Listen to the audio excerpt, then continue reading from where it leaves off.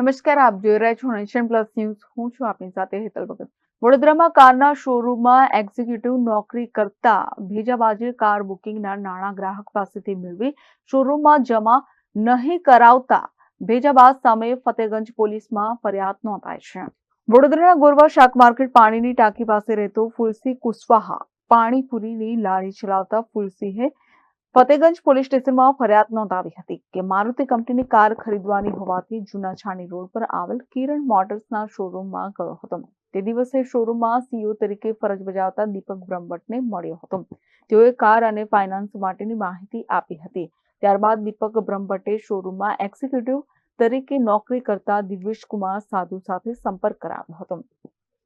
તેમણે જણાવ્યું હતું કે તમારે હાલ ડાઉન પેમેન્ટ તરીકે 1.80 લાખ ભરવા પડશે તો તમારે 25 થી 30 દિવસમાં કાર મળી જશે. મેં બેંકમાંથી રોકડા 1 લાખ ઉપાડી દિવ્યેશ કુમારને આપ્યા હતા. ત્યારબાદ ગૂગલ પે થી બીજા ટ્રાન્સફર કર્યા હતા. અલગ અલગ સમયે રોકડા 56,000 અને ગૂગલ પે થી 6 લાખ દિવ્યેશ કુમારને આપ્યા હતા. જો કે કાર મળી ન હતી, જેને લઈને ફુલેસી શોરૂમમાં તપાસ કરતા દિવ્યેશ કુમારે માત્ર 2.83 લાખ જમા કરાવ્યા હોવાનું જાણવા મળ્યું હતું. બાકીના 3.16 લાખ દિવ્યેશ કુમારે પોતાની પાસે રાખી લીધા છે. ફુલસિંહે પોલીસ કમિશનર કચેરીમાં દિવ્યેશ કુમાર તેમજ કિરણ મોટર્સ લિમિટેડ બંને સામે ફરિયાદ આપી હતી, પરંતુ ફતેગંજ પોલીસે માત્ર દિવ્યેશ કુમાર સામે જ ફરિયાદ નોંધી છે અને વધુ તપાસ હાથ ધરી છે. Bureau report, nation plus news, Vadodara.